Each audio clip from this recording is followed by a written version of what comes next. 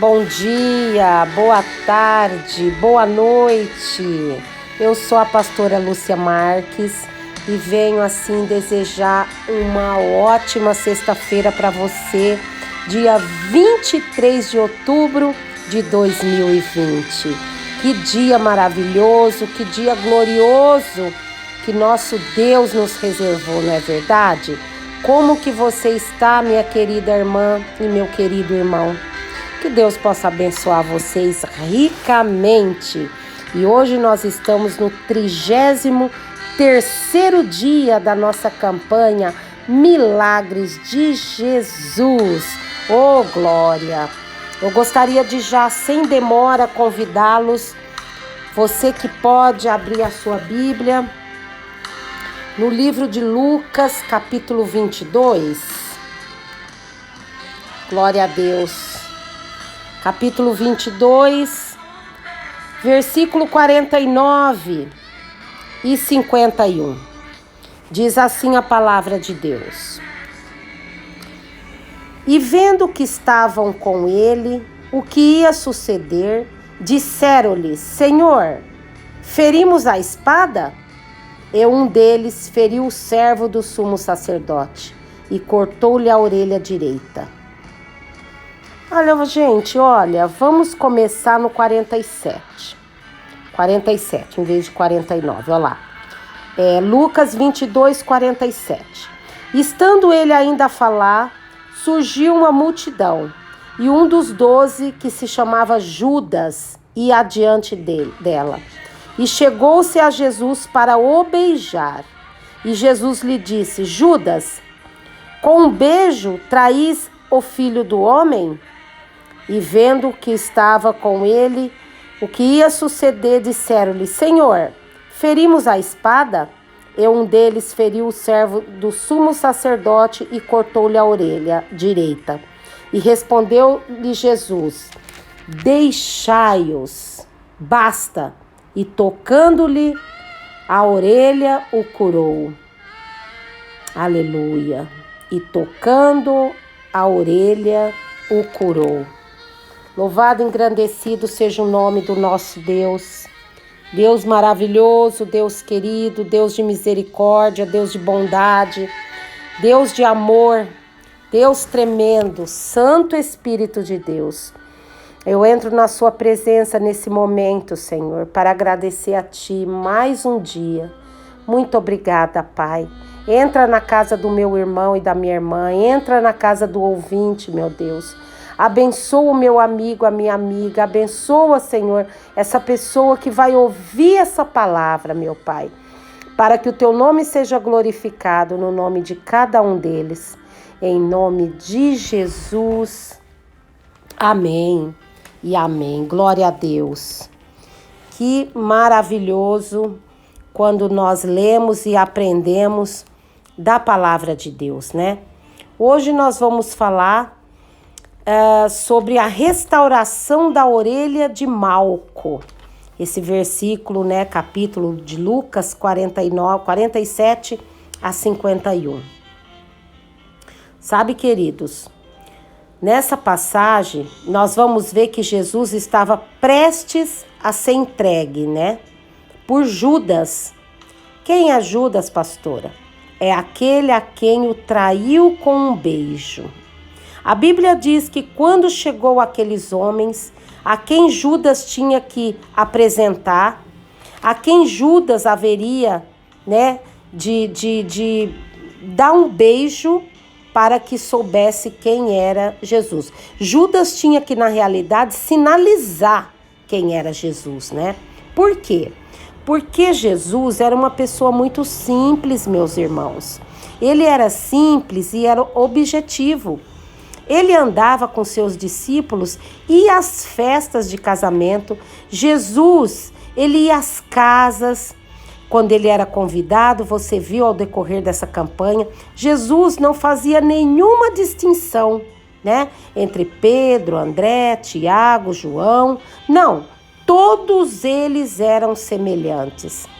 E a humildade de Jesus, meus irmãos, a qual se posicionava, que se apresentava, as pessoas ao observar os julgava, assim, julgava por ele saber onde ele morava.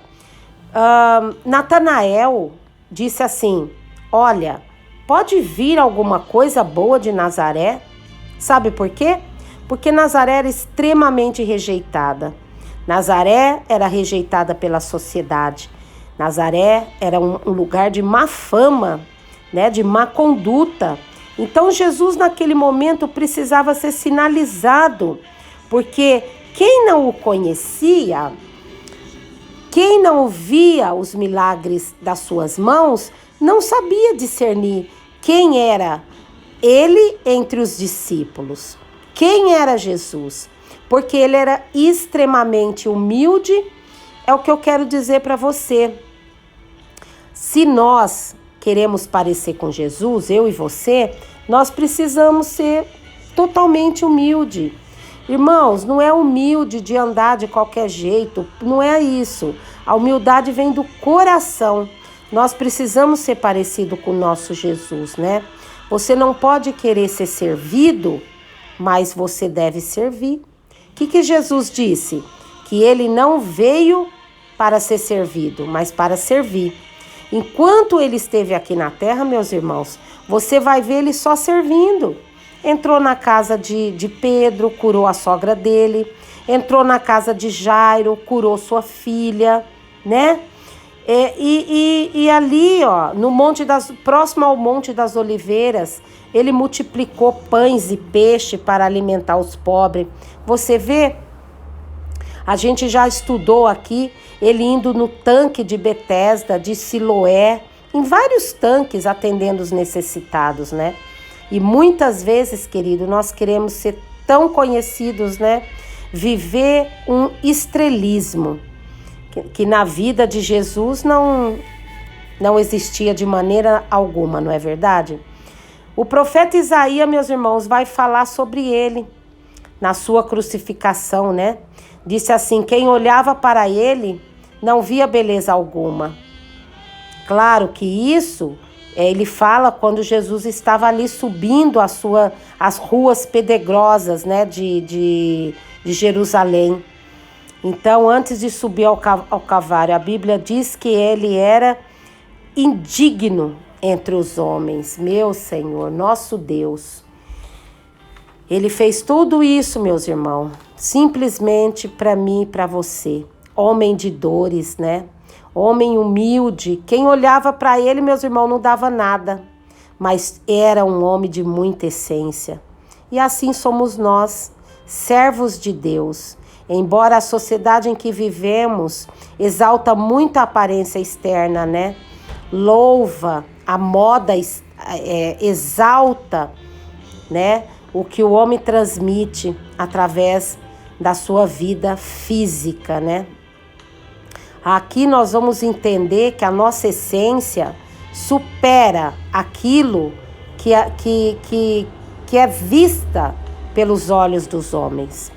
Um dia o Senhor falou assim para Samuel: Samuel, não atente para a aparência desse, porque eu não vejo a aparência, eu vejo o coração. Sabe, meus irmãos, a primeira lição que podemos tirar daqui é que Jesus era simples, mas Jesus, ali junto aos seus discípulos, e Judas o beijou, para sinalizá-lo para aqueles homens. Quem era Jesus? E o prender. Ali Judas estava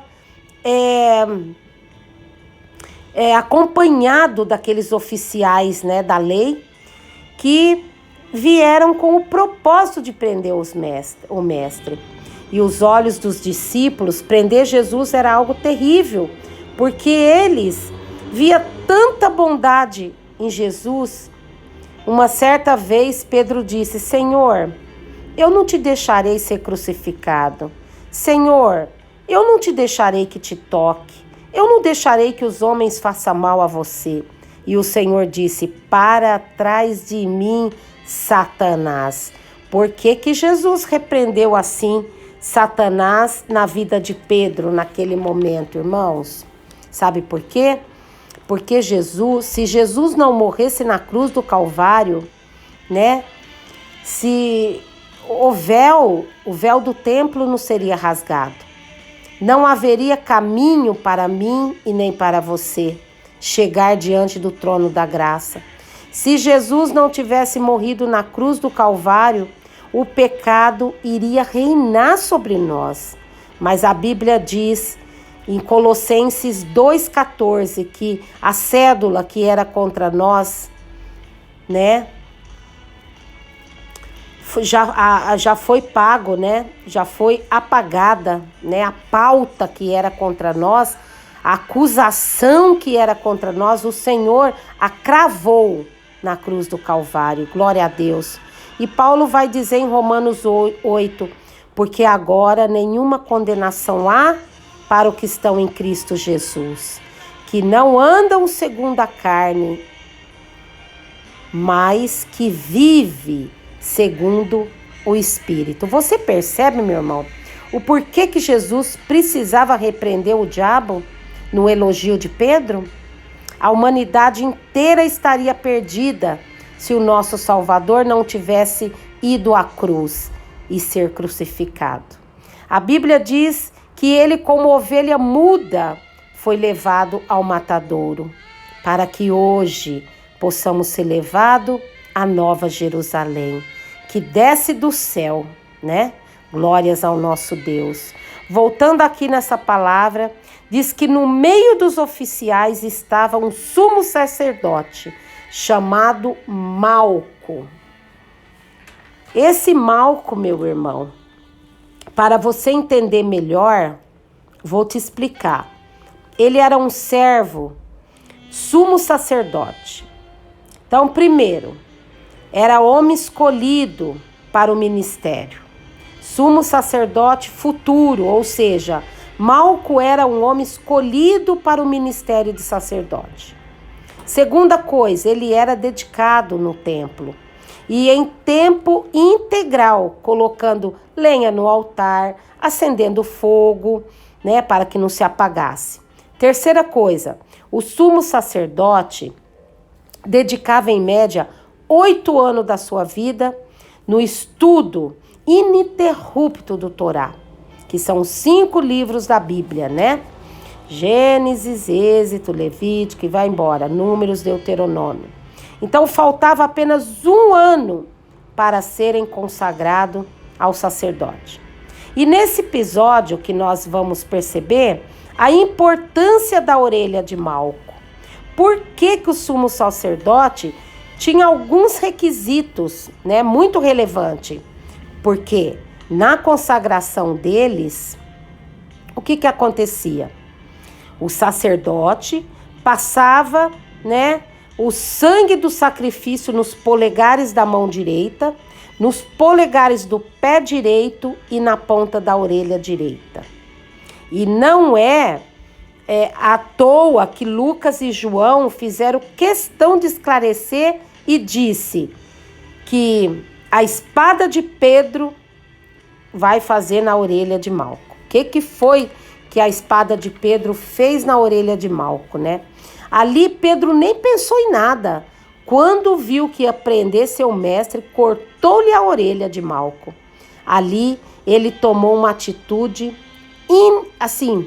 impensada, né? De forma assim, até ingênua, né, meus irmãos? Mas olha, Jesus conhecia Malco. Por quê? Porque Jesus é onipotente. Ele pode todas as coisas, ele é onisciente. Ele sabe de tudo. E ele é onipresente, ele está aqui comigo enquanto eu falo com você, está aí com você também. Glória a Deus. Quando Jesus vê que Pedro arranca a orelha direita de Malco, por quê? Porque por mais do que Malco estava ali, entre os que queria prender Jesus, ele não estava ali para fazer mal a Jesus, mas estava ali no ambiente, entendeu? Agora imagina, quando era consagrado a sacerdote, tinha que passar sangue nos polegares da mão direita, nos polegares do pé direito e na ponta da orelha direita. O que seria agora desse homem? O polegar da mão direita significava o quê? Que o sacerdote cumpriria bem a lei com zelo. o dedo polegar do pé direito indica que os pés dele andariam no caminho do Senhor, e a orelha indicaria que o sacerdote ouviria apenas a voz de Deus. Mas a espada de Pedro foi lá, enterrando o sonho de Malco, né? Arrancando o sonho de Malco. Mas Jesus, naquela hora, meus irmãos, naquele momento, não se preocupou nem com seus inimigos, não se preocupou com aqueles que queriam destruí-lo, mas ali ele queria reconstruir um sonho. Ele pega a orelha de Malco no chão e a recoloca novamente em seu lugar. E a Bíblia diz que na mesma hora o Senhor restaurou. Talvez hoje eu esteja falando com pessoas que diriam para mim assim: pastora, alguém decepou a aliança que eu tinha com a minha família. Pastora, alguém de forma bruta me prejudicou, arrancando o meu ministério. Pastora, alguém arrancou o meu marido de dentro da minha casa. Alguém arrancou a minha esposa do meu lado, de forma irresponsável. Feriu a espada os meus sonhos.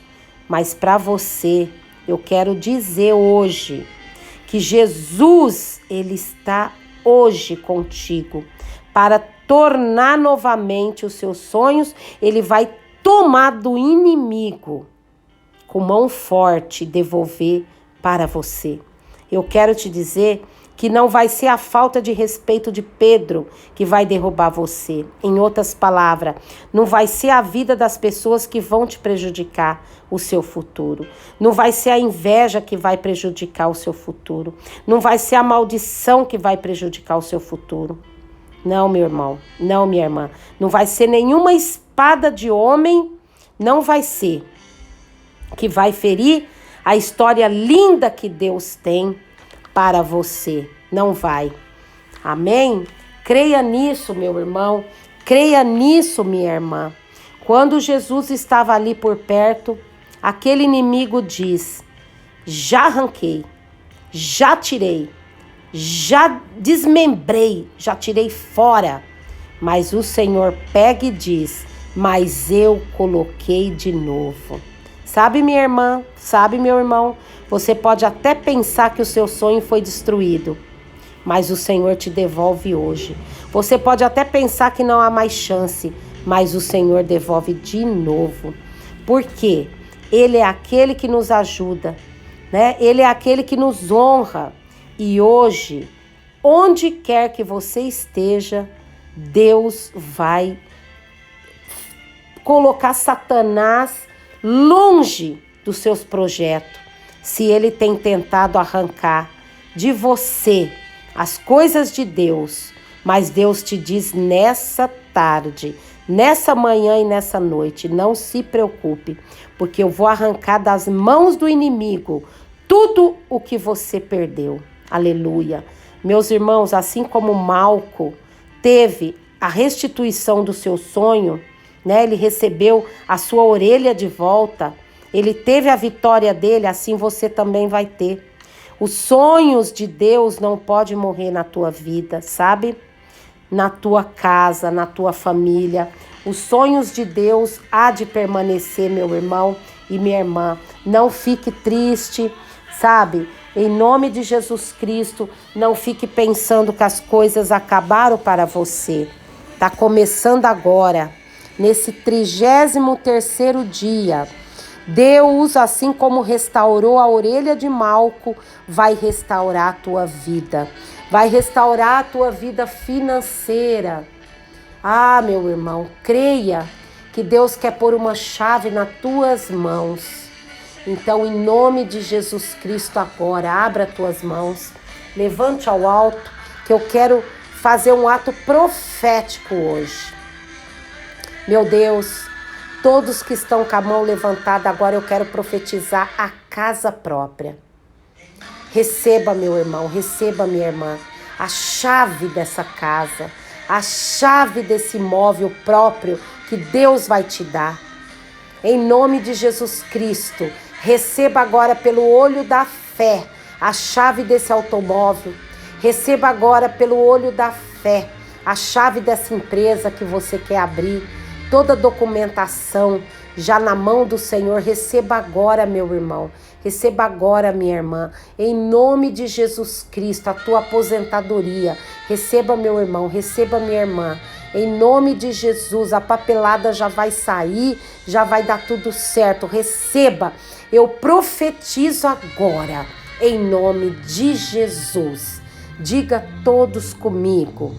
Eu tomo posse. Aí você vai falar da minha casa, do meu carro, do meu apartamento, da minha empresa, dessa papelada que está na justiça.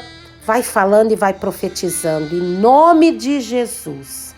Ó Deus, em nome de Jesus, cada um que fez comigo esse ato profético, meu Pai, que nenhuma palavra caia por chão, caia por terra. Venha e cumpre, Pai, porque se tu queres, o Senhor pode. Por isso, em nome de Jesus Cristo, hoje eu te peço, venha com teu poder, venha com a tua graça, venha com a sua misericórdia, meu Pai. Nos abençoa, Senhor. Nos abençoa, cuida de nós, Pai. Ó Deus Todo-Poderoso, assim como o Senhor restaurou o sonho de Malco, restaura o sonho da minha irmã, Senhor, de ter a casa própria dela. Ó Deus, tem dia que ela chora e fala, Senhor, eu quero sair daqui, eu quero ter minha casa. Tem dias, Pai, que esse irmão não sabe o que faz, meu Pai, porque ele tem tantas dívidas para pagar, que ele não sabe de onde ele vai tirar esse dinheiro, ele não sabe como tudo vai acontecer para que ele possa sanar essas dívidas, meu Pai. Por isso, em nome de Jesus Cristo, faça um milagre, meu Deus. Venha com teu poder, venha com a tua graça, venha com a tua misericórdia abundante, meu Pai. Porque tu és Deus acima de tudo, o Senhor é Deus acima de todos, ó Pai. Venha, meu Deus, acampe os teus anjos, ó misericordioso Deus, tremendo Pai. O Senhor pode tudo, tudo, tudo naquele que fortalece. Deus maravilhoso, Deus querido, eu te louvo, Senhor. Glorificado seja o teu nome. Santo Deus, muito obrigada por tudo. Em nome de Jesus. Amém e amém. Que Deus possa te abençoar ricamente, meu irmão. Que Deus possa te abençoar ricamente, minha irmã. E saiba que Deus é contigo. Amém? Então, que Deus te abençoe e te guarde. E que Deus faça resplandecer o rosto dele sobre ti. E amanhã, se Deus quiser, eu voltarei para mais um dia, 34º dia dos milagres de Jesus. Ó, um beijo no teu coração e Deus te abençoe ricamente. Tchau, tchau.